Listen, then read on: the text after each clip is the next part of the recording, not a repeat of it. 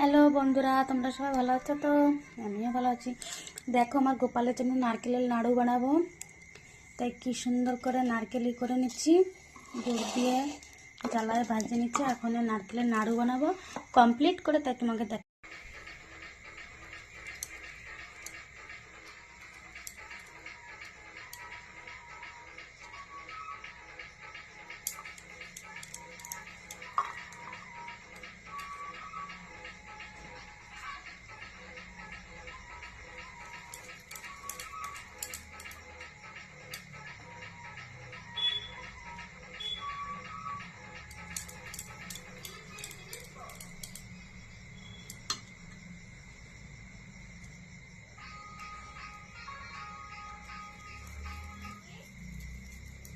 কি